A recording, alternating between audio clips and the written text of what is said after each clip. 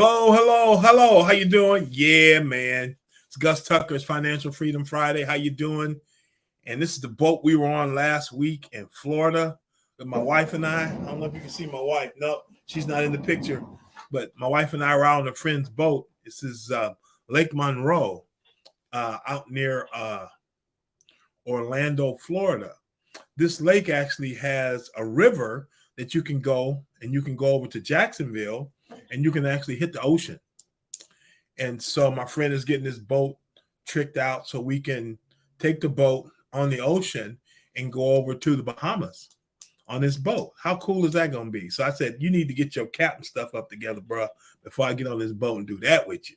But we can go tool around the lake and down the river. We can do that. But the ocean, nah, bro, you're going to get more experience before you take a brother out to the ocean. But man, we had a blast. I live in Chicago, and we were down in Florida, and I made the decision. This is our last winter in Chicago, y'all. Got to go. Bye, Chicago. Got to go. Well, hey, let's get into what we're going to talk about today. And it's creating pathways for financial independence. So what? So you can make a decision and say, hey, I want to move from here to here. I want to live 6 months in Florida. We're looking at Florida. We're looking at Texas and Arizona. I want to live 6 months in somewhere like that, and then 6 months in Chicago, and be able to do that. We're going to keep the house we're in now and just we're going to get another one down there. You know what I'm saying? So it's all about creating financial independence so you can do that. And so what we're talking about here and just opening up the conversation is how can we, as Black Americans and African Americans, we're going to talk about that a little bit today, how we can do this together. Because if we work together to do this, we can all get there a lot faster. And there's going to be more and more things that I'm going to be able to bring to the table to talk to you about that as the year goes on. And I'm going to be bringing some other people on to interview and have you talk to them to give you some tips on entrepreneurship, on investing, on what things you can do financially with the money that you already have. So we're going to be bringing more guests on starting in the next month or so to do that. Okay. So you have to listen to me drone on every week. Like, dude, enough already. Okay. So why are we doing this? Again, we want to provide some practical tools and some understanding to get financial independence and sustain it for multiple generations, to get people to start working together. One of my clients, I've got a financial practice, and one of my clients I was talking to, well, one of the persons on my team, it's a client of his. It's going to be, they're part of his family, and they're part of 10 siblings. 10 siblings. And what we're going to show them how to do is they're going to get insurance on themselves. There's 10 of them, at least 100,000. And when they pass away, half of it will go into this family trust that's going to feed what they're calling a family bank. So think about this: 10 times 100,000 is $1 million, right? They leave 500,000 into this trust. That's 500,000, right? And then they've got this next generations of the nieces and nephews, their children, nieces and nephews, right? And there's about 25 of them. They're younger. We're going to encourage them to get $250,000 of insurance on them. $250,000. Okay. So 25 times 250,000. What is that? 6.25 million bucks. And half of it's going to go into this family bank. And those people are between 1 year old and like 50 years old. Right. So over the next 30 years to 40 years, those people are going to pass away. And that's going to leave $3.1 million plus the 500,000. That's almost $4 million. That's just from the insurance proceeds. That's not counting the money they're going to be investing monthly. And that's not counting the money growing every year, 8, 9, 10%. So in 2-3 generations, how much money are they going to have in this family bank?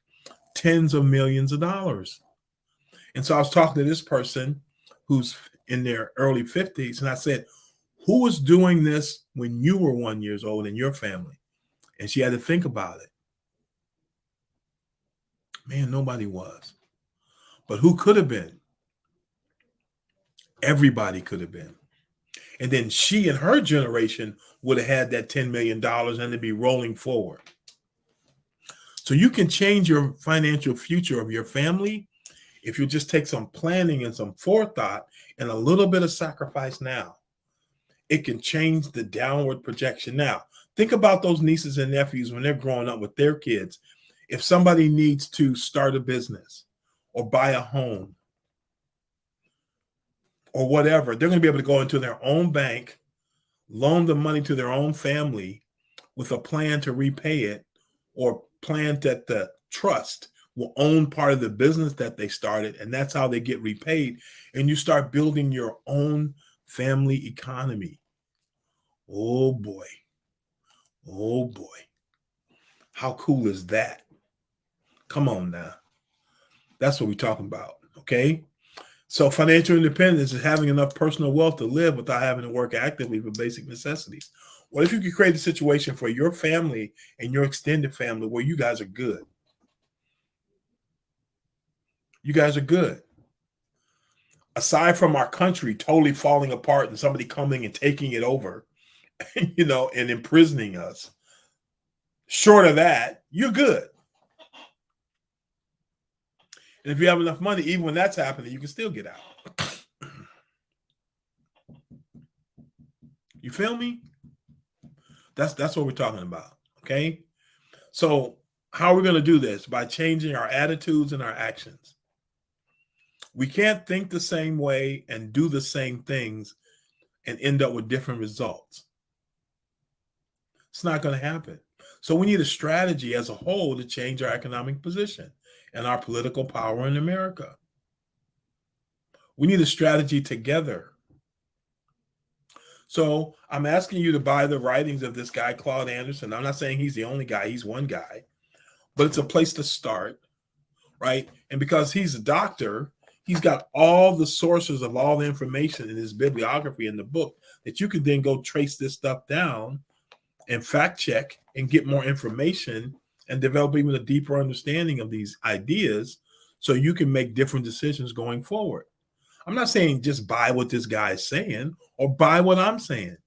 Do your research. Check it out. But here's what I know. Since 1860, Blacks in America have controlled less than 1% of U.S. wealth. It's 2023 now, right? And it hasn't changed. The percentage hasn't changed. So guess what? Something we're doing isn't working because the economy is sure a lot bigger than it was in 1860.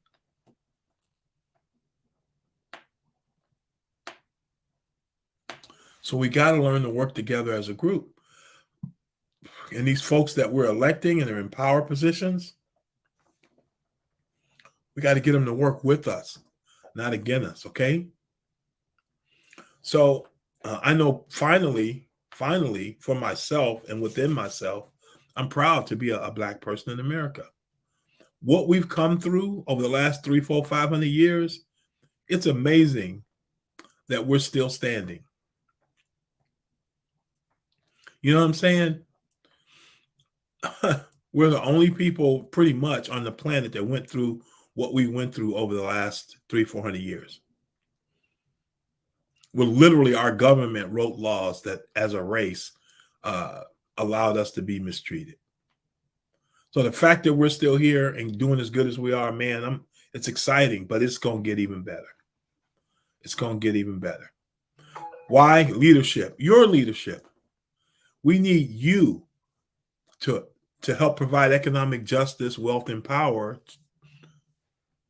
to the Black people here in our country. You know, in a competitive society, we're all competing here. Now, we're not competing to the point where we're trying to hurt other people. And you're not necessarily competing directly against people. You're competing to be your best self, right? Because typically, Black folks don't have the power to stop other people from moving forward. Like if you own the company and somebody comes to your door, you can kind of stop them from getting a job, right? Because you own the company. But most Black people aren't in that position. And we shouldn't be fighting against each other. I learned a word. I'm gonna teach y'all this word. I don't think I mentioned it last time we were together, but I learned this word, and this is not something you should do. Okay. And I know my Mr. Producer, Mr. Ellis, you could put this word up. It's called a capital CO hyphen capital NIGERATION. Co-niggeration. What the heck? What does that mean? It's when Negroes work against Black people and they conspire against Black people getting ahead. Yeah. I just use one G. I'm trying not to go all the way there, brother producer. I just use one G. I just use one G. Let me turn this phone. I just use one G. He went all the way there, boy. I ain't mad at you. See, he's down in Atlanta where they do stuff like that. The dirty South. Cold niggeration. That's when Negroes conspire against Black people getting ahead. We don't want to be doing that, y'all. We want to be for each other and helping each other and encouraging each other and not contemplating how to tear down when someone's trying to do something creative to get ahead. Okay. We got to work together. And it says, yes, we can. The little poster the guy's holding up there. Yes, we can. So we can. Co-niggeration. Don't be involved. Okay. And we did build America. Okay. I know you guys may feel some kind of way about Will Smith and who he is and what he's done. And I get it.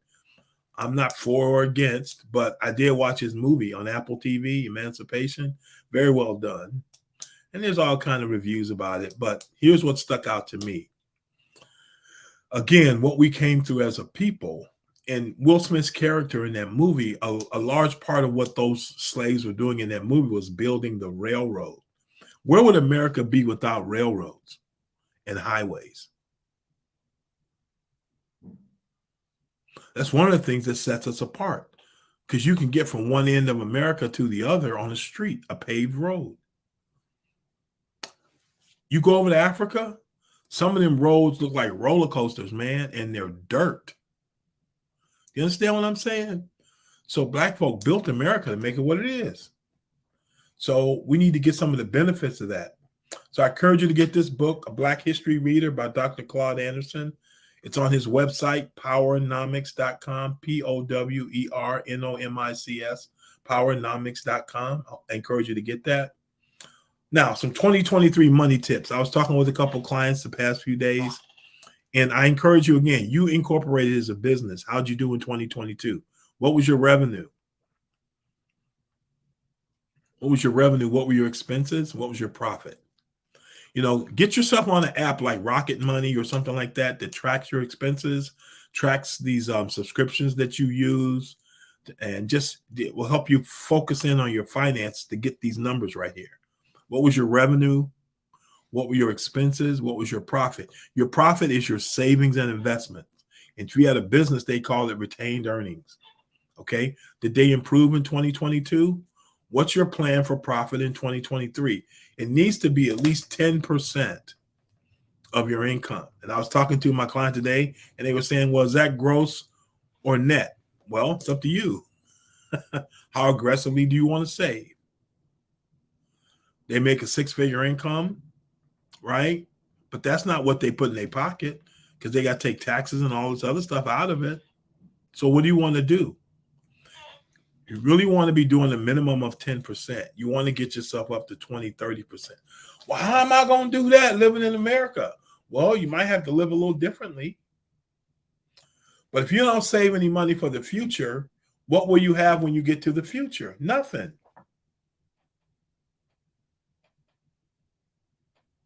Think about what I just said.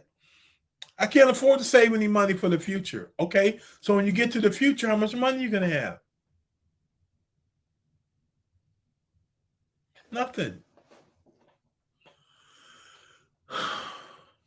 Is your net worth is your assets minus your liabilities. Was it higher in 2022 than 2021? what you own versus what you owe. Did it go up or down? Okay. Now, what am I encouraging you to do? Create a cash flow plan for 2023. My wife and I are putting the final touches on ours. What's your cash flow plan for 2023? Start out with like a cash flow plan that you can 100% count on. And then we've got goals for 2023. But see, here's what happens. Let's say you have a goal and your income is right here and you grow it to up here. Don't increase your lifestyle to up here because guess what? You won't save any more money. You can increase your lifestyle some, but this difference, man, save and invest that for the future. Or if you have a business, reinvest part of it in your business to grow it. You understand what I'm saying? So what are your goals for 2023? What do you plan to pay in taxes? What are you talking about? Well, most of us do tax reporting. January comes along, we gather everything together, we run to the accountant or whoever's doing our taxes, and boom, boom, boom, boom, boom, we put it together, and then we find out, do we owe or are we getting money back? And we expect it to be like a lot like last year, but you know, tax laws change year to year. Your income and exemptions may change year to year. So it's good to do tax planning. Get with your person that does your taxes. Look at your cash flow plan, where it is, and the one you're looking to do. And what are you going to owe in taxes if you do kind of your, conservative plan? What are you going to owe in taxes? And you can know that in January. And then if you hit this aggressive plan, what you need to be doing to manage your taxes along the way so you don't get at the end and be like, oh, all this money, what am I going to do? But you're doing some tax planning. Does that make sense? If somebody's out there and you're listening to me and you hear me, hit us up in Facebook and say, yeah, that makes sense, Gus. Let us know you're out there. Okay? As the preacher used to say, do you hear me, or is it all about lights and walls? What's your goals for 2023 in terms of your revenue or your income from your job, from your businesses? How much profit do you plan to make? What's profit? Savings. And then how's your net worth going to improve? Okay, these numbers need to be going up year to year to year to year to year, right? Or when we get to the future, what are we going to have? Man, nothing. Okay? So these some tips for 2023. It's January. Come on now. You made some New Year's resolutions. It's time to stick to them. I've lost 10 pounds since we left Florida on this trip right here. Man, I needed to do that. Okay. So we're going to cover some questions out of this book. This book, 121 questions that you might have been asked. It says a Black history reader, 101 questions you never thought to ask. So think about this for a second. Your life is a lot about the conversations you have with yourself. The questions you ask yourself, the answers you give yourself, and the way you respond to situations. That's how our life turns out. If we want our life to turn out different, we've got to expose ourselves to different things. Part of the reason we went down to Florida was to visit our friends that we dearly love, two of our best friends in our whole life. And they're more like our family. They're family we've chosen, not family that was born to us. You understand what I'm saying? They're family we've chosen. And they're some of the closest people to us, period. But their lifestyles are both terrific, but they're kind of different. One lives in a 55 plus community, and one lives in a gated community. Both have beautiful homes, they have beautiful lifestyles, but they're really different. And we wanted to check them out and see what would be best for my wife and I. There are pluses and minuses to both. We wanted to live in the environment, and we're going to go do it again as long as they let us come back. We didn't mess nothing up, so I think they let us back. So we're going to go back and spend hopefully a longer period of time to really see what would be best as we make this transition for 6 months out of the year. Why do I mention that? We got into that environment We got our thinking into the environment. We interacted with our friends. We interacted with people. So we could begin to think differently about our future and about living in Chicago. So that's called an immersion experience. So you go immerse yourself in another situation to kind of get a feel for it, but it rewires your brain. It actually rewires your brain. That's what thinking does. If you read and think and meditate on something and plan, it rewires your brain so you think differently. And then you feel differently about things, and then you take different actions, and then over time you're going to get better results. Does that make sense? Holla at a brother and say, Gus, that makes sense. Okay. And if it makes sense, you know eventually what it'll do? It'll make dollars. If it makes sense, eventually it'll make dollars. Okay. Now, I want to talk about this because it's an interesting time we're in right now. And have you noticed work has changed in 2023? In 2022, you know, people are not trying to go into somebody's office anymore. They're probably not trying to just have one stream of income anymore, but they want work flexibility. They want to have multiple streams of income. You know, they may not stay with the company long like they did. Long now might be 2-3 years. You know what I mean? But why is unemployment always higher for blacks than it is for whites? 3 reasons he talks about. Okay, one is economic theory. So some factors in our economic theory. The first structural factor in black economic unemployment is the theory that guides our national unemployment policies, which is called the non-accelerated inflation rate of employment. In other words, there's a level of unemployment that's considered okay, right? Because to get those last people employed, you know, we'd have to do some unnatural things to make that happen. And it's usually between 4 to 6%. Therefore, the government's goal is not full employment for everyone, but it's 4 to 6%. Now, it says it's critically important that the Black American understand the importance of and role of this structural unemployment percentage. Any group with an unemployment rate that is in the 4 to 6 range is viewed as having full unemployment. Therefore, as far as the government is concerned, unemployment for whites, Hispanics, age, which is below 5%, is within the definition of full unemployment. Black Americans, however, have a hidden national unemployment rate of between 35 and over 45%, especially in big cities. Why is that? Because many people have quit looking for jobs after not being able to be hired. And so they fall off the unemployment rolls. They're not counted against that unemployment. And a lot of that's happened because certain jobs have got wiped out. I grew up in Ohio, a little town called Warren, Ohio. At its peak had maybe 60, 70,000 people in it. And when people got out of high school, a lot of people, a whole lot of people would go to work in the steel mill and the automobile manufacturing plant. And they could make 60, 70, 80, 90, even $100,000 with overtime. And they're living in a small town where the cost of living is low. So they were living like kings, man. And in the steel mill, once you got a certain amount of seniority, you got 13 weeks vacation. I know, because in the summertime, I would work my whole break and I'd be filling in for those people that were on their 13 weeks vacation.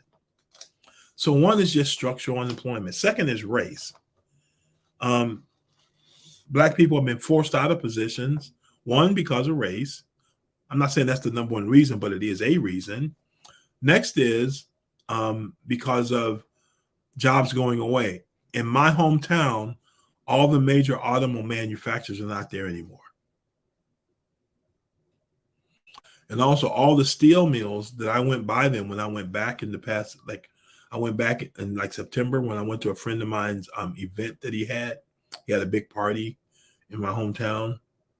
And there were hundreds of acres where the steel mill used to be. It's all grass now. And some of my friends and family that retired from there, their pensions were cut. Money they were planning to live on is not happening. So one is because of race, two, because jobs are just wiped out. And if you're not in a situation where you can reskill yourself,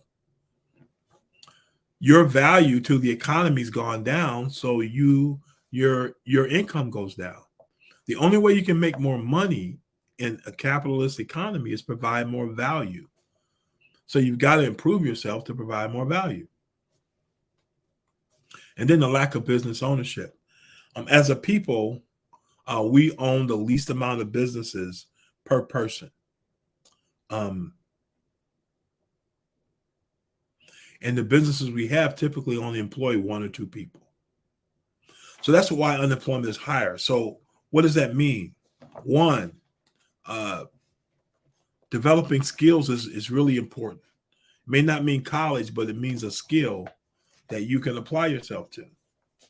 You know, my brother's a diesel mechanic. He can always get a job. And they'll pay him, 30, 40 bucks an hour. Diesel mechanic. It's a skill. Not everybody has it. So the message is on this unemployment tip is continue to develop your skill set and understand what's happening in the economy so that the skills you have are relevant and updated. Okay. Now, it says, what criteria should blacks use to figure out what the best business opportunities are? Okay. So I'm gonna check this out, what he has to say about that. Get to the right page over here. Oh. Yeah. So in this book is question number 71. Okay. What criteria should black entrepreneurs use to identify their best business opportunities? Now think about this now. One of the most common questions asked by aspiring black entrepreneurs is what business to go into? The answer is simple. Willie the Actor Sutton, an infamous national bank robber, supplied the answer when in the 1950s he asked why he robbed banks. Guess what his answer is? That's where the money is. Okay, like Willie Sutton, blacks should go into business where the most accessible money is and where they have a distinct competitive advantage. Black Americans, our economy, based on the work that we do as a group, is over $1 trillion. It's 12 zeros. The national economy is about 14 trillion. And we're $1 trillion. Ironically, because we don't aggregate these to build group strength, approximately 98% of the total income is spent in non-black owned businesses. So that $1 trillion, 980 billion is spent with people that don't look like us.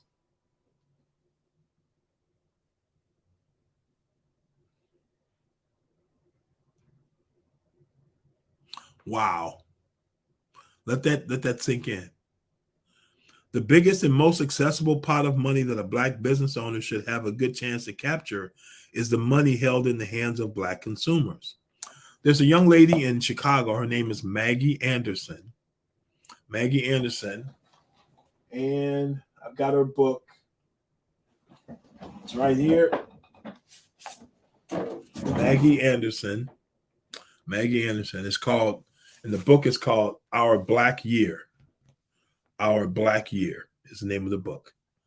Maggie Anderson, Our Black Year. It's about the year she decided that one family's quest to buy black in America's racially divided economy. And she's the leader of an organization called the Empowerment Experiment.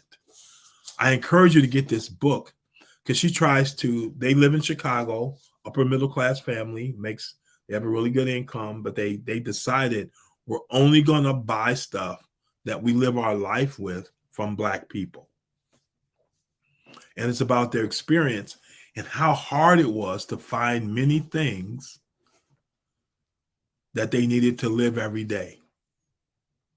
So if you want to start a business, one thing I'd encourage you to do is read this book, and from her experience, learn what industries we're not in as a people, and what stuff we buy more than others that you could then begin to make and do that. One, real quick, and I know our time is up. In Chicago, at one time, we had 3 of the largest Black hair care companies in the world. You know, we had Johnson Products, we had Luster Products, and then the third one is escaping me what the third one was. But right here in Chicago, and they employed hundreds and hundreds of people and were doing hundreds of millions of dollars worth of business. Okay, so one of the things that we have to do is identify business opportunities that Black entrepreneurs can get in to serve Black people, because there's $1 trillion worth of business that's available to you to do that. Okay, so we're going to pick up on that one, the Black entrepreneurship piece. And I want you to think about, have you thought about starting a business before? Well, get this book, Our Black Year by Maggie Anderson, and begin to see what her experience was looking for Black companies that could provide the products you need to make her economy go. Okay, I'm gonna leave that there, but I just want to encourage you around the whole area of putting together your cash flow plan for 2023. And if you do nothing else but decide, I'm going to save X percent, and I encourage you to make it at least 10%, no matter what, I'm going to do that. And have a separate account that doesn't have a debit card attached to it or nothing, where you put that money over there and you leave it alone. Okay? Do that in 2023. All right. Like this show, share with other people, give us feedback on things you'd like to see us do and talk about. And you guys have a great weekend. And we're already in January 2023. We'll be in January 2024 before you can shake a stick at. And when January 2024 comes, this podcast will be being done from either Florida, Texas, or Arizona. It won't be in Chicago. And then this won't have to be a picture. It'll be my backyard. How y'all doing? Y'all take care now. Bye.